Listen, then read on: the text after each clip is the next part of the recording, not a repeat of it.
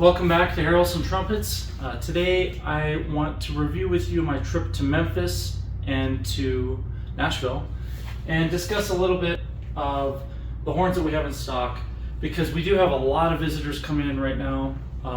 We have one or two per day sometimes, even though it's not even summer. So that's awesome. I know a lot of you are traveling to Colorado from out of state. What I really want to show you is what we have in stock and what to expect in the future in terms of inventory. And then in terms of my trip, I want to encourage you guys to possibly volunteer to host an event in your city. And the reason I say that is because even though I've traveled all over the country and all over the world, I haven't been everywhere. I don't know everyone. And it's really hard for me to keep in touch with, 10,000 clients. As much as I try to, maybe I've worked with you in the past, 5, 10, 15, 20, 25 years ago, maybe even longer than that. It doesn't mean we've stayed in close contact. You probably see my stuff and maybe I see some of yours on social media and YouTube. But if you are willing and interested in hosting an event in your city or town or country, and you'd love to see me come and bring some horns and mouthpieces and maybe do a clinic on something that's my specialty. Maybe it's range and endurance and aperture controlled embouchure, or maybe it's the future of trumpet design, or understanding the physics of how our embouchure and the instrument and the mouthpiece all work together, or maybe it's the business of music, because not only do I do this, but of course part of my living has been performing for many years, and outside of that it has been in education, and those are all forms of business and income. So if you're at a university or a college or a high school or a school district or maybe a music store or just a community band, whatever it might be, I'm happy to come and speak. And I also want to mention that I'm in the process of submitting some basic master classes and clinics and speeches to some of the bigger organizations, because I think I do have a lot to offer. And I hear that often when I do clinics and master classes. People say, oh, well, maybe you should speak at Midwest Band Conference, because a lot of educators can gain a lot from what I have to say. And I think that probably is true. I've had a lot of adversity in my lifetime, and I think there are some good messages there. So today, let's really talk about Memphis and then also Nashville, and just fill you in on what happens on my trip. I'll have to say this, it was a great trip. I really, really want to thank a few people. Derek Sands was one of them, Ben Hembrook. The two of you, it was nice of you to take some time and spend that time individually with me, and also to connect me to other people and other places. So I really appreciate that. And Greg Lewis, who also was in Nashville, and I got to spend quite a bit of time with him and his wife. And a lot of you just helped me with some fun stuff, because I was in Nashville and Tennessee, all over Tennessee, basically because my wife does band and orchestra and choir tours. That's kind of a side gig she's done for many years. It's not her real job, but it's something she enjoys, where she takes high schools around and tours them to different cities. And sometimes I come along. So normally when I come along, I just go do stuff by myself and enjoy maybe meeting up with one or two people without announcing it. But this time I thought, it's Tennessee, it'd be nice to meet up with some people. And there were many more people I wanted to meet up with, including Al Hood, who was just a little bit in the opposite direction of where I was going. So I'll have to get back and see Al this next time. And there are actually dozens of our clients in those cities that I didn't get to see. So I do plan to come back probably in 2025 on a road trip. If you're in that area and you want to help host something, let me know. And and there were many other people I could mention, but just thank you all for the hospitality and for giving me your time and guidance and suggesting fun places to eat and things to do. So with that said, if you come to Denver, I'm happy to host you and give you a tour of the shop, educate you on our technology on our horns, because our trumpets are very different from any other trumpets out there, and it's very helpful to hear it straight from the source and learn how to use them, whether it's the VGR system or VPS, the variable performance system, or understanding how SWE technology really improves the projection and the overall stability and ease of play of the horn, then I'm happy to work with you on those things and help you find the best fit. And a lot of times fitting a mouthpiece can be really daunting. You think, oh man, I don't really know where to start, and maybe you haven't practiced a lot lately and you don't feel like you're up to standard to play in our showroom or something, because I hear that a lot. There's no judgment from me, you know. I remember I've been through a lot of things. I had to relearn how to play the trumpet from scratch numerous times. So if you come in here and you've got limited abilities, but you're really motivated to get back into it, or you're having some real struggles with something, I'm the last person that's going to judge you. I've been to the lowest of the low, and you know, I'm here to help. So fitting you for a mouthpiece is relatively simple. It's one of those things that may evolve over time as you progress. And with that said, that's why we make the modular system. It makes it easier to find the right components and build the right mouthpiece, and also to give us an idea of what components are probably going to change over the next several months or years, and give you a heads up. Hey, this is probably what you're going to need down the road. Maybe a different rim, maybe a different cup and throat. And you can budget for that. You can understand how and when that will probably happen. I mean, it's all guessing. And if you want to go outside the bounds of that and just experiment more, you're certainly welcome. And the trumpets, all of our trumpets were designed to grow with you as well. You know, the system where you can change the flexibility and the slotting and the airflow, so the VGR, is basically based on impedance. And that impedance really does give you the ability to make the horn feel like any other horn you've ever played, and it'll make things a lot easier in all registers. So I do want to, you know, give you that hands-on time when you're here. So if you're visiting Denver, I'll give you ideas of places to go and things to do. I'll give you ideas of you know, what you might want to see, what live music maybe you want to hear, or a hike, or maybe a day trip somewhere else. And that could be true of all seasons, but since we're in spring coming into summer, it's the perfect time to visit. So, all right, back to going to Nashville. So I flew into Nashville with my wife on Friday. We spent the afternoon and night together in Nashville just on our own. And then on Saturday, I got to meet up with some clients, and I didn't realize the Cumberland River could be so beautiful, but one of my clients lives right above it, and he can look down on the whole river.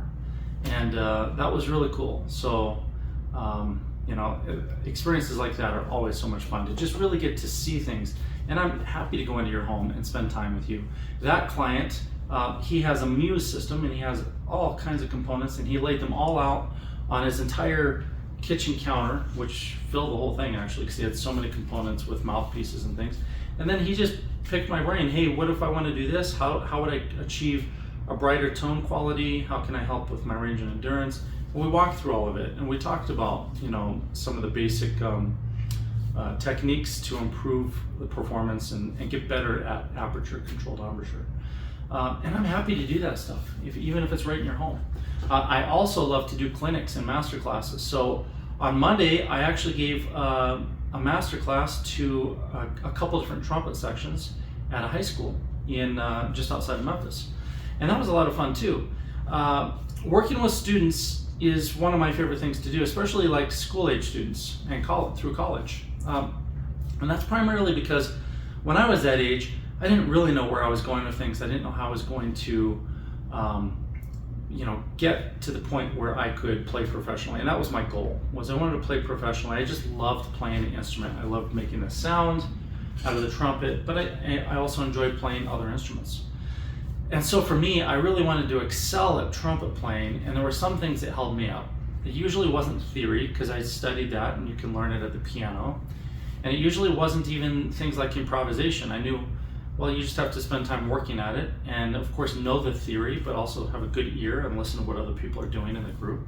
For me, it was mostly tone production, to create a big, beautiful tone, and balance that with great endurance. Those were my challenges. I could create a really big, beautiful tone, but it didn't last as long as I wanted. I would get tired. So in high school and in college, I had that issue where I could play a beautiful tone and on almost any note, but as I got higher or played longer, my endurance diminished. So I like to give a lot of clinics where we go through and talk about how and why it may be difficult for some players to break out of that mouthpiece pressure habit. And I know a lot of people, they don't want to talk about mouthpiece pressure. You feel like if you don't talk about it, maybe it won't happen. But your kids are doing it. You know, the students will still do it. Maybe some don't, but don't be blinded by the ones that don't think that none of them are. I guarantee you, some of your students are doing it unless they put a lot of effort into understanding how not to do that. And aperture control is nothing more than changing some variables to create different pitches. And that's really what that means. In basic form, aperture control is a technique of utilizing the physics of your anatomy and the variables that we are given and the instrument to play higher and lower pitches without mouthpiece pressure that would cause problems. So there's a tiny bit, but it's not excessive enough to cause endurance issues. And so that's a clinic that I give often. And sometimes, the clinic will go into maybe something that's a little more, what is the word? Can't think of it. Inspirational. I guess I can't think of it because it's just not a thing I think about. But inspirational because, whether you know this or not, I had very serious struggles as a trumpet player. And when I first started out in band, the first day I got electrocuted, and it was related to playing trumpet. And then years later, I found myself being the worst player in the lowest band in our high school. And I rocketed up to first chair and then eventually up to the top band just in a couple weeks. And those kinds of stories can be really inspirational.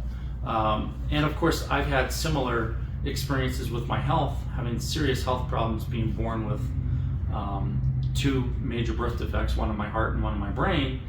And neither one can be completely fixed, at least at this point. One of them for sure, it's probably never going to be fixed or even touched. And having those invisible disabilities, I've never told people, hey, I have a disability, and I never thought of myself as a disabled person. And looking back on it now, I realized, I was always a disabled person. It's just that I guess I didn't know how to identify it, and I was trying to be strong and just hide those things. And being able to be vulnerable and let people know, hey, we all have weaknesses, and we can work around those and live with them. And in my case, sometimes you have to have surgeries and get medical help too. So that really affected my performing career so much that I had to stop performing professionally and even entirely for many years because of the hole in my heart and because I'm missing a carotid artery. And those things were very, very detrimental to me personally. I felt like a huge part of my identity was being taken away. And I do everything I could to play just a little bit so that I felt more like myself. And of course, building trumpets helps a lot. But to watch all of your clients excel and win Grammys and be the lead players on tours of all these amazing groups all over the world, and for me to have to give up touring and playing professionally, that was challenging. I did see myself as someone who would continue touring. And after Duran Duran, it wasn't long after that I realized that I had some serious issues with my vision and with my sensitivity to light and my balance issues. I mean, a lot of things you guys probably have never heard. So I give inspirational speeches on those kinds of things as well. And that's probably where I'll start out, maybe at Midwest Band Clinic or TMEA or NAMM. I'm going to start pitching that I do some of these inspirational speeches at some of the big conferences. And I think the reason I want to do that is not because I want to be in the forefront of everything. I get too much attention as it is.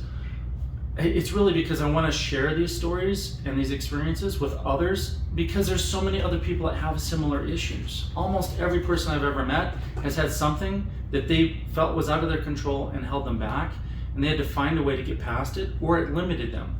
And I want to show all of you that you really don't always have to be limited. Not to say that, if you're paraplegic, you will walk. I mean, obviously some things are not possible.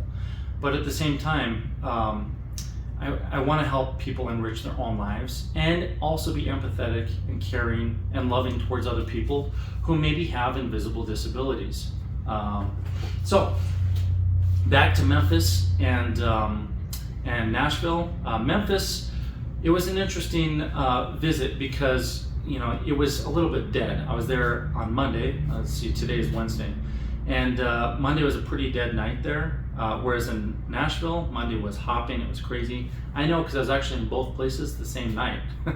So yeah, it was a lot different. But I had a lot of fun in Memphis, especially going to museums and really just diving in a little deeper into the blues and the origins of rock and roll. And I've studied all those things my whole life. But it's really cool to be in a place where that has, evolved. And I felt this really close connection to performing. And I've been cleared to perform again. So my doctors now are saying, yeah, you probably can't push it too much, but you can definitely go out and play again.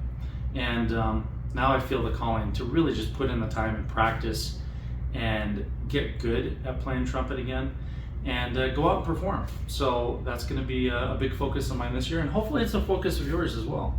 So Memphis was a ton of fun. Nashville was a little eye-opening. I haven't been there in many years.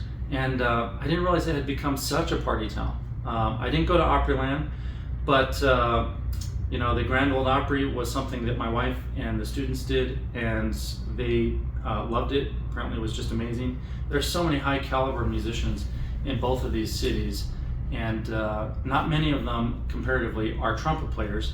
So that's a little bit of a different balance. It's not like you're in New Orleans where everybody has a cornet or a trumpet or a trombone. But to see that much live music and to hear it all the time was really encouraging. It's really fun. It would be cool if our major cities actually just had a district of a block or two that was like that and we got back to live music. I think it's up to us. We could actually create that again. If we all started getting out and listening again and said, hey, we're going to go listen to live music, to the point where the clubs are so busy that they have to open more. That's how it happens. And I think to do that, obviously we probably have to spend less time on our phones and our computers and our TVs, because those are the things that have taken place of the live interactions. I did go to Rudy's, which is in Nashville, and I heard some great live jazz, and it was inspiring enough to where half the time I could just imagine myself up on stage playing. And that's a good thing, like when you can actually envision yourself and I can think the lines. Now I just need to put in the time. But if you guys are to that point where you're thinking, oh man, I'd love to be performing live, let me tell you, coming from starting all over years ago and building back up many times, all of us are capable of doing that, so hopefully that is encouraging. Now on to Rumors and Dreams. This is the Rumors trumpet that I brought to Tennessee, and many people played it. They had a lot of fun testing it. The comments that I got, especially from the high school kids, I was surprised. Some of the high school kids actually knew me from Instagram, and I thought that's the strangest thing, because I don't really imagine that my videos are seen by that many young people. But one of the kids said, hey, I'm curious, is that a Rumors or a Dreams trumpet? And I was just shocked. I was like, so you know the names of these horns? But I told them it was a Rumors, and they were really excited about how the bracing was so different. How we don't have braces here or even between the valve set and the bell and the lead pipe. And I'll say this is the horn I brought with me. It actually was a horn that somebody played for about a month, and then they brought it back. Somebody flew in, brought it back, and picked up a different instrument because he decided to go with the brighter of the two bells. So this is the number 1 bell. He traded for one that has a 1 GLT, and we're sold out of the 1 GLTs. And the only reason that happened was because he made a mistake when he ordered. He accidentally approved an order form that said bell 1 when he meant 1 GLT. So we let him switch it out at no charge.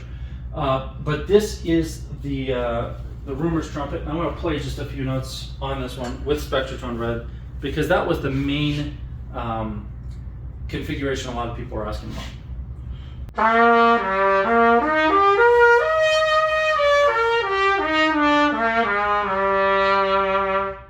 So I'll say this about this configuration: it's the least comfortable configuration that I have, and that's only because I've played on it the least. Spectratone Red is so new. I haven't played on it as much as Spectratone Yellow or Blue or my regular 5mm sets, but the horn feels very comfortable, even though it's a new model that just came out last winter.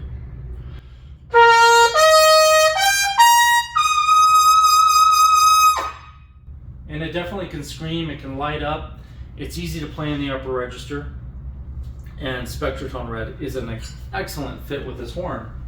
What I'll also say is that Spectratone Blue, which is this one, also just fits the horn very well, even though it's rumors.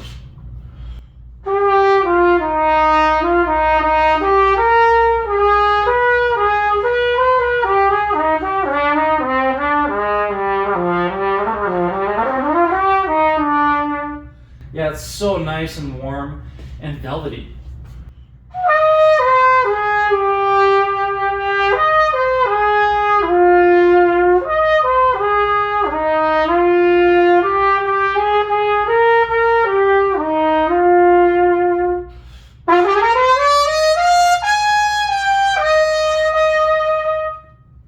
So that is a completely different character of the horn just by changing to Spectratone Blue. And the yellow version fits somewhere between the two. It's a little more versatile, leaning towards, you know, all orchestral playing and pop and commercial and jazz. But just changing a few components in the Spectratone can make them play and sound very different. Now, that is the Rumors in brass. We have another one that's the Rumors in silver, and this one was actually one I built for the showroom. And this horn is number, let's see if I can see it in this light. It is bell 1. It's got a 440 choke just like the last one I played, and it's number 30 of 31. So I actually built number 30 as the first Rumors trumpet. That's the one that you saw in the campaign back in October and November, and it was in all the videos. And then I built number 31 a little bit later, and the idea was to have that one in silver in the showroom. However, I didn't have a lot of the semi-round bell crooks made, so I made a Rumors and a Dreams, just two, that had a round tuning slide. So this is the only Rumors trumpet built with a round tuning slide. And we had one Dreams trumpet that had a round tuning slide, and I believe it already sold. So let me play this one. It should play similar, but it doesn't have the VGR system.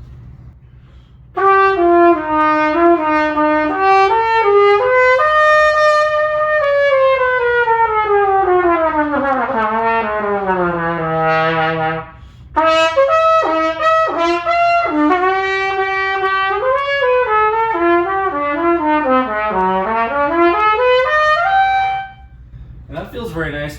The round tuning slide does feel different than the semi-round, and essentially the partials tend to feel like they're in different places in the upper register.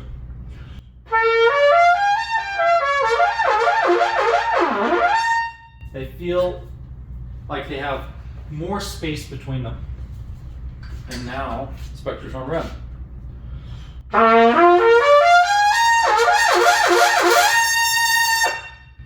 Clearly, at least in this room, I can hear a massive difference between these mouthpieces. Again, just on the Rumors trumpet.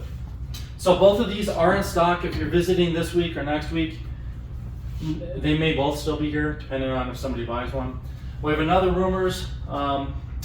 That's Rumors number 31 with the 1 GLT bell. So that was the last of the Rumors that was built. And then I'm not going to play it because it is similar to these, just as a brighter bell. And then we also have this Summit trumpet, which I think people forgot was here. But we have one in stock. It's a Summit Lead Pipe 1 Bell 1 LT.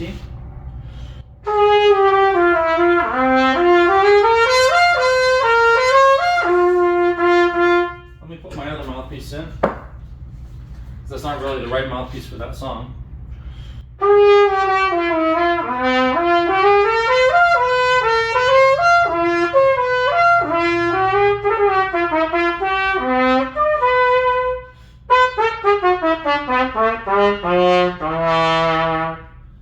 Whew, that thing plays like butter.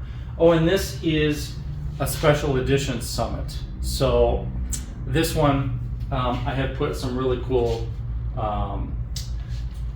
geometric design in it. It's called the Summit Illusion, and it is silver. The body is all brushed silver, and then the slides and the trim are all polished. And the last horn that we have today is the Muse MMXX. However, that one's sold, and because this one's sold, we did build 2 more for the showroom. One's going out to plating, and the other one will be in here in brass in a couple days once Christine finishes the final cleanup. And that is what you will see when you come visit, if it's within the next 7 days. After that, we will have a couple more trumpets come into stock. They will be Dreams trumpets, and we're almost completely sold out of Rumors. Actually, I think we might be sold out of Rumors. Because there was one more, somebody bought it a couple days ago, and then these are the last 3 Rumors trumpets, I believe. And then Dreams, we have a few more to make, and then those will be done. And I say that because they are limited edition, and everything I like to do in terms of editions is a production scenario kind of goal. In other words, I made all the components for all 67 Rumors and Dreams at one time, and that made the price go down because I didn't have to go back and make those parts individually again and again. By doing those limited editions, you get 2 things. One, it's limited edition, so it's more rare. 2, you get locked into some really cool options based on what you're looking for at a lower price. And 3, I can build them all in a shorter period of time. Whereas if you were to order, say, a Muse trumpet, and you wanted a lot of variety and different things in that Muse trumpet, it could take a lot longer and take up a lot more of my time, and then the price goes up. So we will be selling off the rest of these Rumors and Dreams before we introduce the next limited edition horn. And with that said, the last thing I want to mention, some of you saw the X series. I was at my bench, I think in the last video, and I was talking about how I found a few more sets of X series braces. Well, all of those sold right away. There were 3. I've been looking and cleaning out boxes, and I do have a couple more sets of X series braces. If you're interested in one, give me a call. We'll discuss a build, and it could be at that same price. I believe the price that I offered you guys was $3,400. So if you're interested in one in raw brass, that would be the price if you take me up on this offer from this video. Outside of that, I'll probably just build them, and then we'll put them in the showroom, and they're probably going to be around $4,200 unless they're plated, and then they'll go up from there. But I'm really trying to clear out all the rest of these old components. I say old, but the X series isn't, that bracing isn't very old. It's just that we've gotten to the point where we're going to innovate a lot faster. And the other thing is the prices will go up on the next series. If we do another X series, those braces will most likely be laser sintered out of stainless steel. And yeah, the price is going to go up. So thank you guys for watching. Again, if you're interested in hosting me in 2024 or 2025, really what I ask you to do is try to get as many trumpet players you can together, so I can, one, just share my information and hopefully share some techniques and some ideas that can help people achieve better results. Even if some of the people are, Bach artists or Yamaha artists, or they're Schilke loyalists, or whatever it might be. It doesn't matter if they ever buy my equipment. I'm happy to share the information. And at the same time, it can be anywhere. So like if you're anywhere in the world and you're thinking, hey, I think we could get 50 trumpet players together, or we can do this at the university, or we can pull a whole school district together for just a couple hours, I'm happy to do that. And I do perform with groups, so I'm getting my chops back in shape. So, if you want me to perform a piece with your band, I'm happy to do that too. I love doing all those things. And, at the end of the day, I'm not looking to make money doing this. I really just want to be able to share what I do. And that can be anywhere in the world, anywhere in the country. You can be in Colorado, you could be in New York, you could be in New Zealand. It doesn't matter to me. You get enough people, I'll get on a plane and share my knowledge with you guys. And I'm really excited that I'm finally to the point where I can be doing that again. So thank you again for watching. Remember, April 1st, for 1 hour, Spectratone Red will be released to the public, and it will be a massive discount. You'll only save if you order that 1 hour. So watch your email, make sure you're on our list. I'll see you next time.